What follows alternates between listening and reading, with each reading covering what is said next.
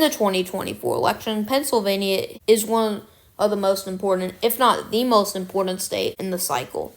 Both campaigns made it clear they're going all in Pennsylvania. This is proven by their campaign funding, as it's the most funded battleground state by each party. Biden and Trump's narrow margins in the 2016 and 2020 election has left Pennsylvania up to be a true toss-up.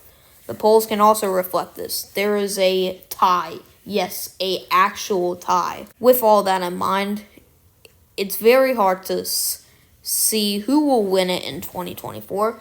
But today, we're going to try to break through every data point and find out who will win it. But yeah, let's get right into it.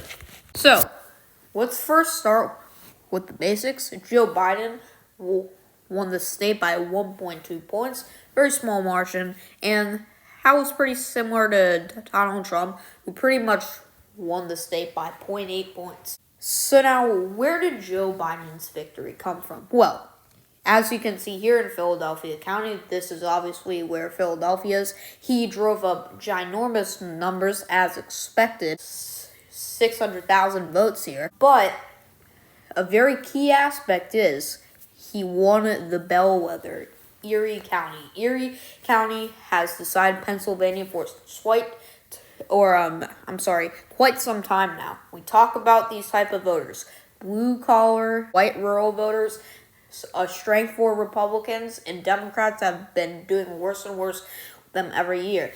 But this is a type of county where Republicans have become a lot more competitive in. Take a look at this. Joe Biden won this thing by 1 point, and Trump won this thing by pretty much 1.6. However, the reason why Joe Biden was able to win Erie County is there were some signs before this. For example, look at Pike County. On paper, oh geez, a 19-point loss for Joe Biden.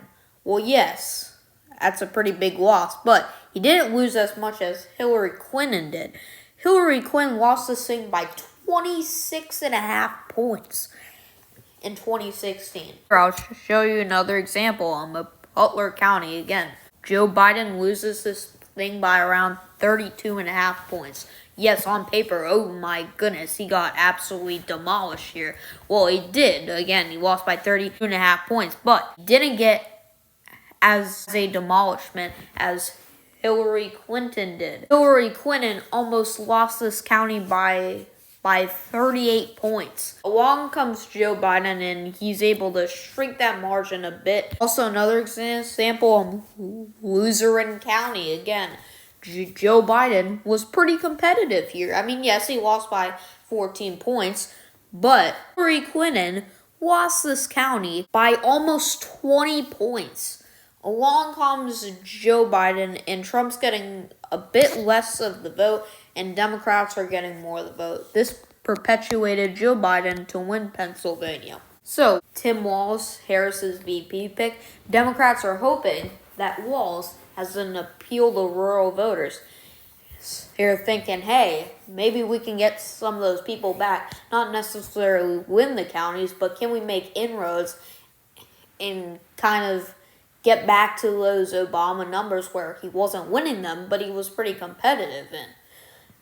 That's what the Democrats are wanting, and they want to get the surge in the cities.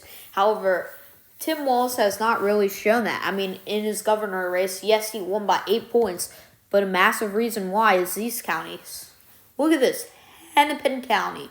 Walz wins this thing by around 45 points. Look at this, huge populations.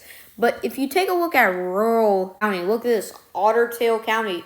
Walz getting 31% of the vote. This is the type of county. Look, Joe Biden almost getting 33.5%. Walz is kind of in between Hillary Clinton and Joe Biden, and Democrats are hoping that Walz could exceed Biden's number by a pretty decent amount and try to get back to that Obama number. But as you can see, in these counties, for example, Hubbard County again, very similar margin to Joe Biden. The exact same margin as Biden. So, what Democrats need to do, they need to make inroads in the rural counties. Again, they don't need to win them, but they need to be somewhat competitive in, because along comes Donald Trump, and Donald Trump is winning some of these counties by 50 or 60 points.